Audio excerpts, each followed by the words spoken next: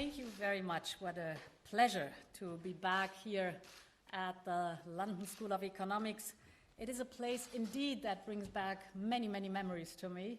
So I spent 1 year only at the London School of Economics, but it taught me so much. It taught me a lot inside LSE and taught me a lot outside LSE, as you can guess. And anyone who knew me at that time will tell you that I probably spent more time in Soho bars and Camden record stores than in the Senate House Library. So to spare me my own blushes, I'll spare you the details of that. But what I can say is that the time I spent here opened my eyes. I got to know a warm, vibrant, colorful, multicultural society, the likes of which I had never experienced before. I saw people from different walks of life going out together, enjoying life, breathing freedom. I immersed myself in the melting pot of cultures, traditions, and music indeed, and I truly fell in love with this city and this country. This country, strong-willed, open-minded, big-hearted, proud and patriotic, kind and generous in spirit, full of traditions, full of contradictions too. And it took me a while to understand, for example, the fantastic sense of humor of the British people, and that there is a subtle meaning hidden in every sentence. But this only deepened my fascination and my admiration for the United Kingdom, which remains as strong today as it was back then. And you can imagine that in the period just before and after the referendum, I thought a lot about my London time. I say this just not only because of my love for this country, but also because of what the United Kingdom has brought to Europe and the European Union. In a very understated British way, I think we do not always talk enough about that, and therefore allow me to look a little bit back before we look forward. Before the ashes of the Second World War even settled, it was Winston Churchill who made the best case for a united Europe. I read out passages from his 1946 Zurich speech, a famous speech the last time I was here. It is the most eloquent and powerful case for the European Union you could ever wish to read, and if you haven't read it, I can only recommend to do so. And while the UK initially chose to be on the outside, it eventually took its place on the inside, making us both that much stronger. The relationship may not always have been smooth or perfect, but what relationship ever is? And in my opinion, the good far outweighs the difficult. As President of the European Commission, I want to pay tribute today to all those British people who contributed so much to the 45+ years of European Union membership. I think of the British pragmatism and leadership when it came to opening up our union to members of our family who have been out in the cold for so long. The successive European Union enlargements were historic steps for our continent, and they bear British hallmark. I think of those who helped to build our institutions, people like Commissioner Arthur Cockfield, who was known as the father of the single market. Or Roy Jenkins, he was president of the European Commission while I was at LSE, who did so much to pave the way for our single currency. I think of the European civil servants of British nationality who devoted their lives and their careers to Europe and have done so much to build our union. They will always be part of our family.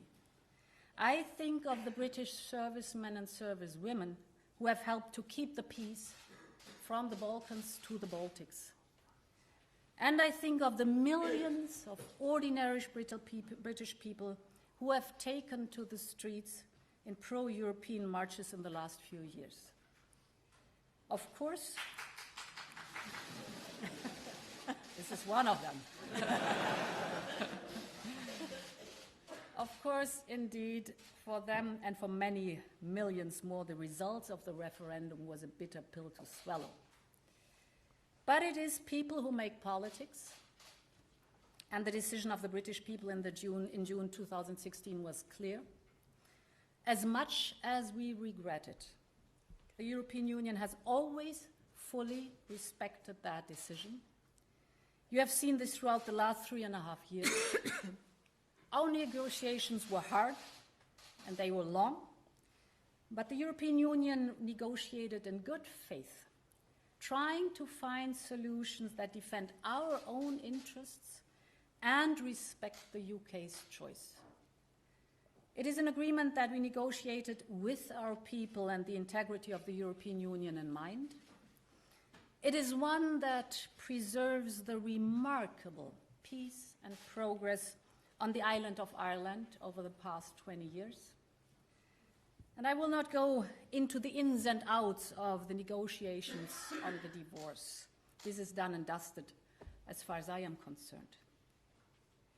Before the end of the month, I expect both the British and the European parliaments to ratify the agreement. And so in just over 3 weeks, on the 31st of January, the UK will spend its last day as a member state. This will be a tough and emotional day. But when the sun rises again on February 1st, the European Union and the United Kingdom will still be the best of friends and partners. The bonds between us will still be unbreakable. We will still contribute to each other's societies, like so many Brits have done in the European Union, and as so many EU citizens do here every single day, whether as teachers or as nurses, as doctors, whether working as CEOs or in NGOs. We will still have a lot to learn from each other. The UK is home to thriving creative and cultural sectors, to cutting-edge digital innovation and scientific excellence, in some of the world's best universities with brilliant minds, many of them from all across Europe. We will still share the same challenges, from climate change to security. We will still be allies and like-minded partners in NATO, the United Nations, and other international organizations. We will still share the same values and the belief that democracy, freedom, and the rule of law must be the foundation of our societies. We will still share the same history and geography, and whatever happens, our continent will still share the same destiny too. So as one door will unfortunately close, another one will open. And now is the time for us to look forward together. It is the time for the best and the oldest friends to build a new future together. And as only true friends can, I want to be very honest about what lies ahead of us. During the withdrawal agreement negotiation, there was always the uncertainty around whether Brexit would happen or not. It was an uncertainty that made the negotiations inevitably tense. This fresh negotiation ahead of us will take place against the backdrop of clarity and mutual interest in making it work. The European Union is ready to negotiate a truly ambitious and comprehensive new partnership with the United Kingdom. We will make as much as we can. We will go as far as we can. But the truth is that our partnership cannot and will not be the same as before. And it cannot and will not be as close as before. Because with every choice, comes a consequence. With every decision comes a trade-off.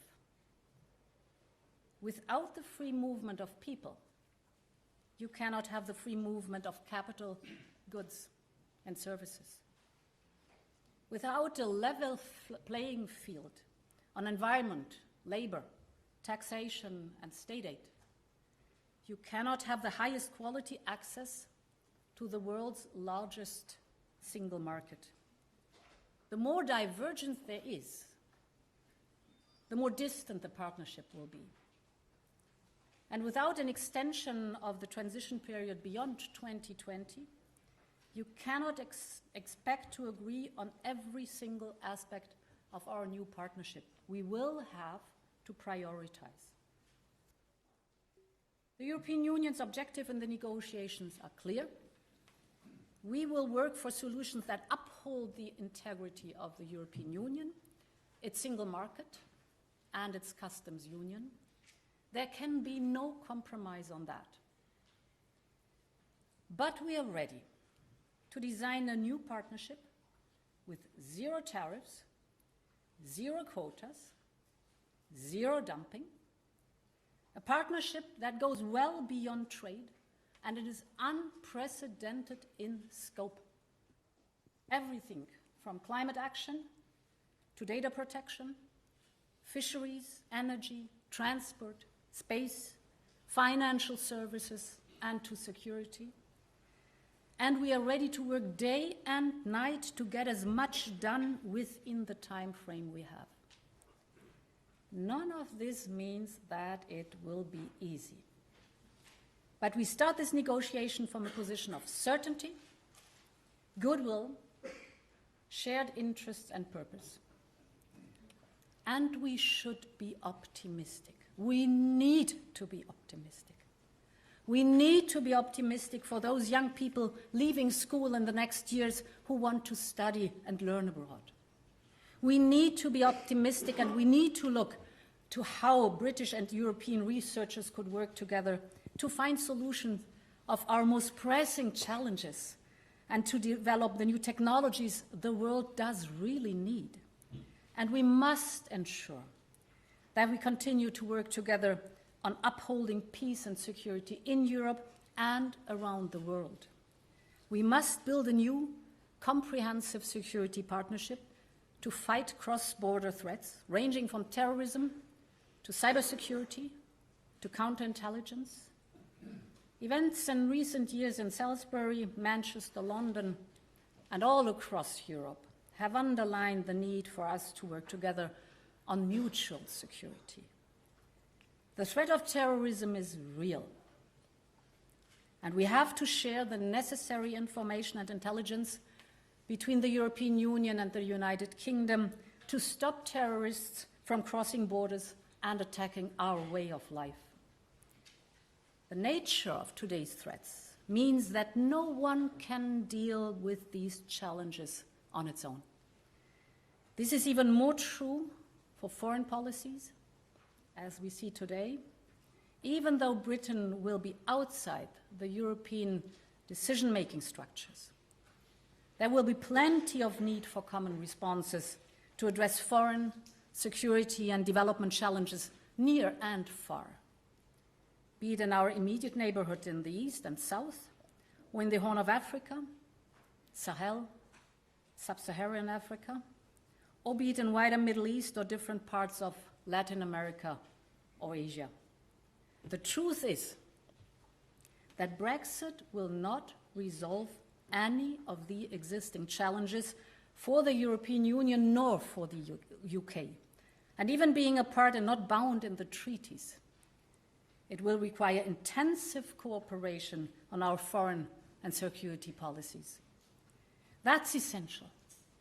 That's essential because we share so much experience and because we share so many of the same values. We have to uphold these values, not only when it's easy, but above all, when it's hard. Dear friends, as we embark on this new partnership with the United Kingdom, the European Union must also continue to forge its own path in today's world. One consequence of the Brexit vote has been to strengthen the unity and the faith in Europe as a project for the common good. The truth is that Brexit has highlighted the value of being together in today's ever more unsettled world. It reaffirmed our collective belief that we can do more when we do it together. Individually, the nations of Europe are becoming smaller and less influential on the world scale. In 1950, before the Union was formed, the United Kingdom, Italy, and Germany were among the 10 most populous countries in the world, 1950. Today, only one lifespan later, only one of those is in the top 20. And while Europe's population is set to decline by the end of the century, Africa's alone will grow by more than 3 billion. At the same time, new economies are emerging, and old partners are retreating back to their own path, and we face change and new challenges ahead of us. Climate change, for example. If there's one area where the world needs our leadership, it is on protecting our climate. It is existential for Europe and for the whole world. Last month, we launched the European Green Deal. The European Green Deal is not only about emissions, it's also about emissions, but not only about emissions. It's about boosting innovation. It's about clean technologies. It's about green financing. It's about quality food. It's about modern mobility. The European Green Deal is our new growth strategy, and it will create new businesses and markets in Europe and across the world. The novelty and the difference is that we will and can foster a growth model that is not consuming or extracting, but one that gives back more to the planet than it takes away from the planet. Great Britain is as dedicated as the European Union when it comes to addressing climate change and taking global leadership. A whole continent has to mobilize, and the whole world needs to be part of this transformation. The European Green Deal won't happen overnight, and it will be demanding, and no country can hope to handle climate change alone. But if this is the right thing to do, and if we do it together, we can lead the change. Dear students, over the next months and years, we will have to loosen some of the threads which have been carefully stitched together between the European Union and the United Kingdom over 5 decades. And as we do so, we will have to work hard to weave together a new way forward. I say this because Brexit does not only mark the end of something.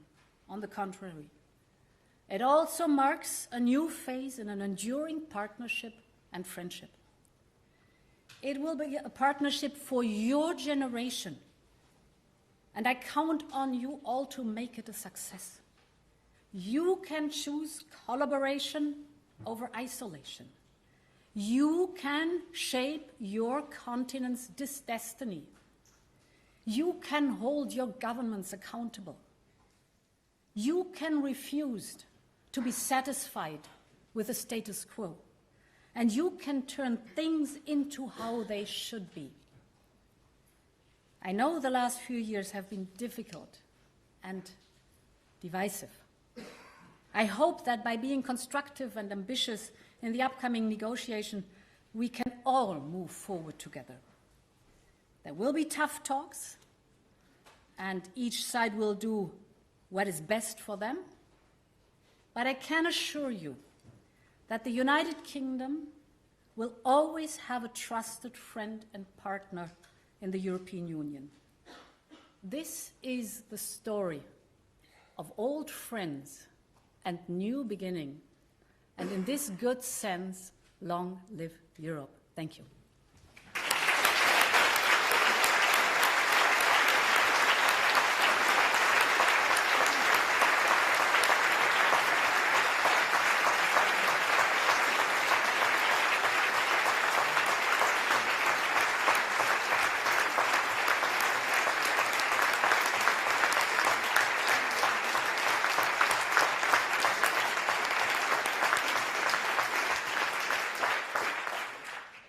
We have time for questions. I'm going to take them 3 at a time. I'd be grateful if they were brief, and then I will turn to Ursula to reply.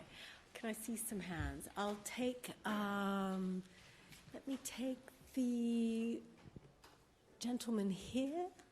I'll take the woman in the back, and I will take the woman back here in the green. So yes, if the stewards could come, and if you could just give your name and your affiliation and then ask your question. Hi, thank you very much for your speech. My name is Salvatore Berger. I'm an alumni of the European Institute in LSE. My question regards the place of citizens' rights in the settlement between the UK and the EU. There was yesterday a leak letter from Michel Barnier to the... not directly from you, I expect. About the fact that the withdrawal agreement bill that the UK Parliament is passing at the moment was granting the ability of UK minister to water down some rights about the future of EU citizens' rights in the UK relative to the watchdog that could help EU citizens have a proper ability to due process in the case they were refused their ability to live in the UK later on through the settled status. Sorry, it's a bit of a nerdy question. But what I'm wondering is how should we do, how should the EU respond to threat of a watering down of EU citizens' rights here in the ongoing process of the negotiations? Thank you. Thank you. The woman in the back, right there, with her arm up, and then there was a woman here in a green top, yes. Thank you very much. My name's Laura Parker. I'm a former European Commission official, proud European and married to an Italian. So mine is the other half of the question that my friend just asked, which is whether you would consider associate citizenship for British individuals.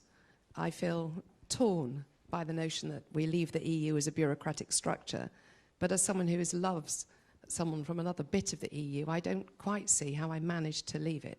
So I'd like you to say a little bit more, perhaps, about citizenship for we Brits who want to continue to be citizens of the European Union. And thank you so much for coming today. Hi, my name's Georgia. I'm a master's student here at the LSE. I was really interested in what you spoke about sort of the pathway to future security cooperation. And I thought, especially between Britain and the EU with transnational threats and things like bilateral disputes with the US and China, things like that, what does this partnership look like in practice in the future? Could you repeat the second part? I didn't really get it. What does the future relationship between Britain and the EU look like combating disputes in international affairs and things like the US-China trade war? Yeah. So, yes, of course, the question of citizens' rights is a pressing one. So the good news is that whoever, first of all, what the numbers are concerned, we have around 3.5 European Union citizens living in the United Kingdom, and vice versa, around 1.2, 1.3 million British citizens living in the European Union. And all those, I'm just addressing those who live in the opposite region.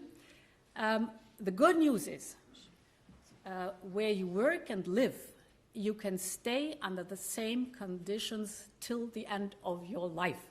So you have an absolute clear status when, for example, as a European, you live here in the United Kingdom, same rights, same possibilities as you have at the moment being till the end of your life, and vice versa. In Europe, it is so that you have these rights in the member state you live in. So if at the moment being you're situated in Belgium or in Croatia or in Portugal, you have the right to stay and work forever under the same conditions in Belgium, Croatia, or Portugal, wherever you are. The bitter truth then is, as I've said, the UK will be third country after Brexit, and then we will have to negotiate. And this applies to everything I have been talking about.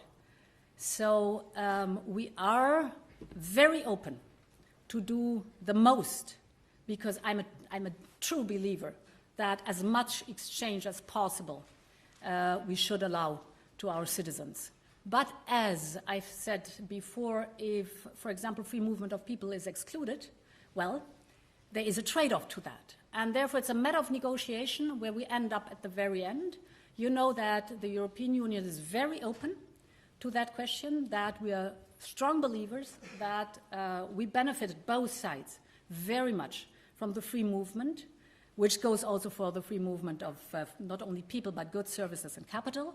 But those four principles go together. And therefore the next weeks and months will show at what point we will end. The same goes for example, Erasmus. The same goes for research projects. Whatever we decided at 28, research projects, for example, we started, we will finish at 28. So the status quo stays. But the future is matter to negotiations. And therefore, I insist so much on keeping in mind that we have so many common interests, that we should build a strong future, mainly if we look around at the rest of the world. And then we realize how much we share, and therefore we should be very, very careful within these negotiations, really to achieve the most possible for the citizens and for a good partnership in the future. The question on security. It is internal security and external security, although both are very much interwoven, but, well, officially we kind of separated. Internally, of course, we have to talk about things like Europol or things like extradition. What external security is concerned, there too, the UK will be a third country. It can choose, if invited, to take part, for example, in missions or operations. We will have to negotiate about the other topics. For example, being part or taking part in projects in the European Defence Agency, EDA. There are clear rules for third countries. So the UK will be subject of these rules for third countries. Or what the European Defence Union is concerned and the European Defence Fund is concerned, the European Union itself is at the moment in the process of defining what the conditions are for third countries to join specific projects. And the UK will be then a third country that will fall under these rules of the European Union. We have, if we look at the world, an enormous interest on both sides to work as closely together as we can. You know, I've been for 5 years defense minister in Germany. I've seen our servicemen and our servicewomen fighting and working in missions shoulder by shoulder. I've seen how they defend our values in this very complicated world. And therefore, I really recommend to ourselves to be clear-minded and far-sighted what threats are concerned and common interests are concerned, to build a security partnership that is unprecedented and that really meets the purpose we're all aiming at. What China is concerned, first of all, I think it's important that where do we stand together? For me, is always very clear, and the trade war you were mentioning, the potential one between the United States and China. we will never ever forget where we come from and on what side of the table, if I may put it that way, we're sitting. So I'm a strong believer in the transatlantic partnership and friendship, although we do have issues with the White House.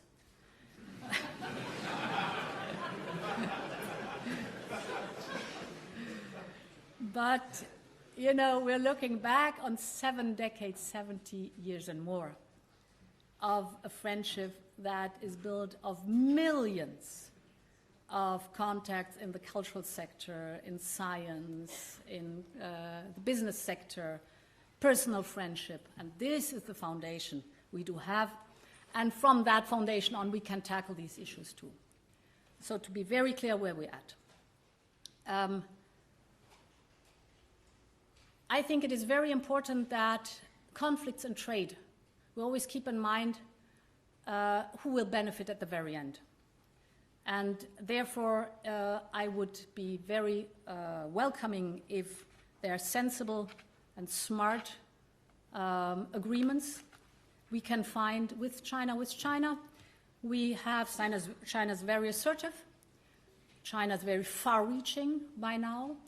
I think we have to be very clear on topics where we disagree, very clear on that. We have to be very clear in the cyber domain, where we have a lot of worries. But on the other hand, there are other topics where we have common ground. For example, the topic of climate change.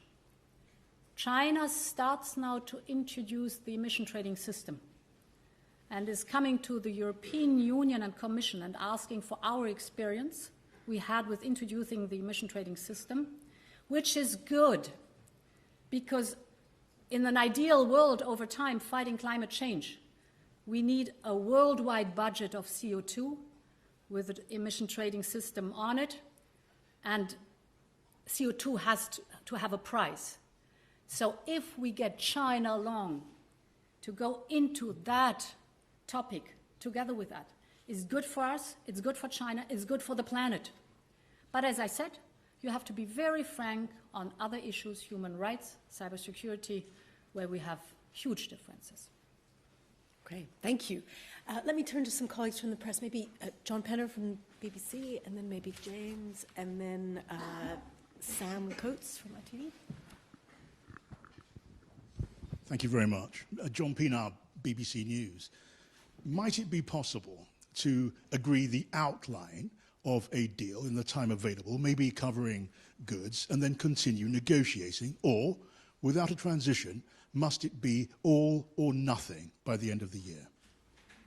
Okay, and then James.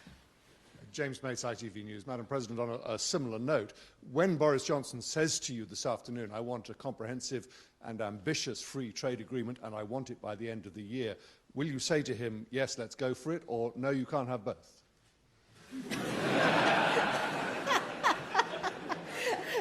And maybe one more here in the front. Sam.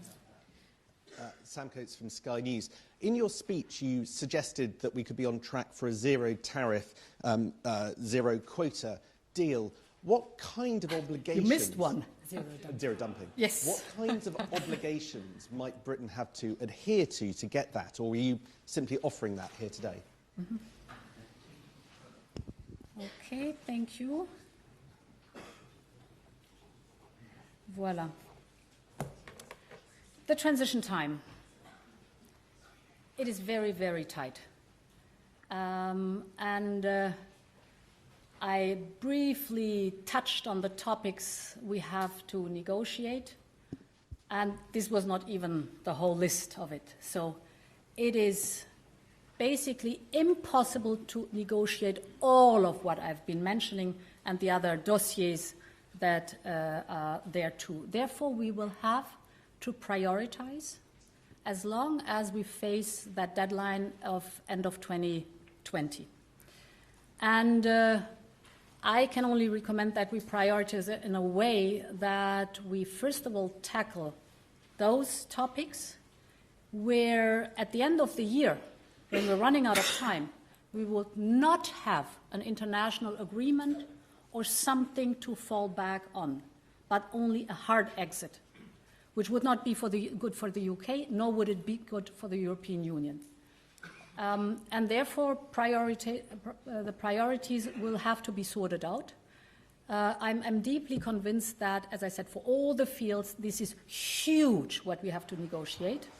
Net 9 to 10 months at most, because at the very end it has to be ratified too, will be enough. But therefore, it's not an all or nothing thing, but it's a question of priorities we have to set, and we have to work as hard as possible. I would prefer that we look at the whole scenery during summer, or before the summer starts would be better, because we might together want to take a reconsideration of the time frame before the 1st of July. But let us start, first of all, at the 1st of February with sorting the field and going into the negotiations. As I said, we're determined to work as hard as we can, as much as we can, but there are, of course, limits. Zero quota, zero tariffs, zero dumping means level playing field, clear level playing field on both sides.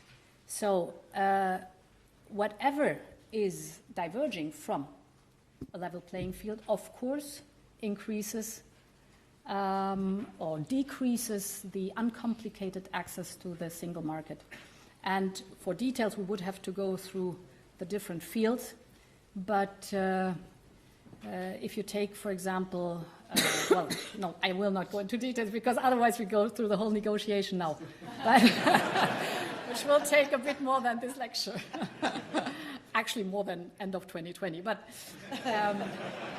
the idea behind it is zero quota, zero tariff, zero dumping, absolute level playing field, fine. The more you diverge from that, the more, of course, or the less the uncomplicated access to the single market is there. Okay, thank you very much. Final round of questions. Let me take, so many. The gentleman back there, one here, and I'd like a woman. Yes, over here.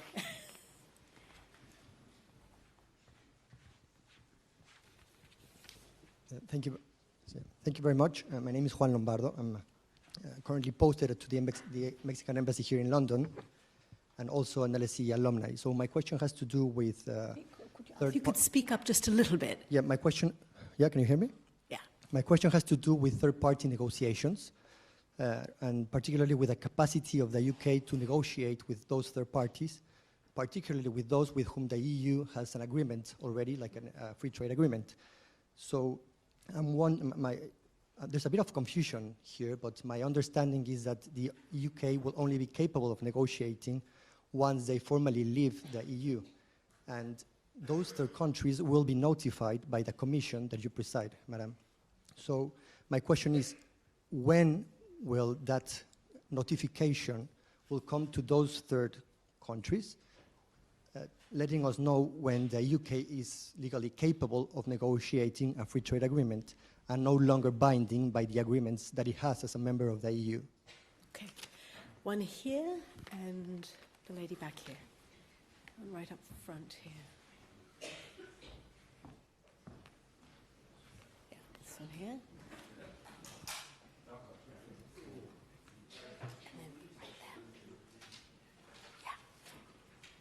Who's next? Yeah, me? Thanks. Yes, please. Yeah, Matt Fry, Channel 4 News. Thank you very much for coming. There we go. Wonderful speech. Just to get back to the question of convergence, you've laid out your stall very clearly here. We also know from members of the Boris Johnson government that there are those who are looking for a kind of Singapore on the Thames model. To what extent do you perceive that to be a threat to the interests of the European Union, and what are you prepared to do about it? Okay. I think it's... Oh, no, you had one, two, third. One more. Do you want Yes. Okay, we'll just take this Thank one you. here. My name is Inga. I am an LSE alumni as well and a researcher with LSE Ideas and the Derendorf Forum. You emphasised the joint challenge facing the EU and the UK regarding security and talked about the EU and the UK being like-minded allies in NATO. You also mentioned the friction in the White House. Given Macron's recent comments, the situation in Turkey and the US military actions, do you think NATO is a viable alliance for the future and will, contribute to the relationship between the EU or the UK, or do you think it'll create even more challenges? Yeah, okay. I just have to write it down. I must admit I didn't really get the question all above, but I think it was so. When will the UK have the green light to do third-party negotiation? Thank you, Mr. Speaker. Question number one, Mr. Speaker. Prime Minister.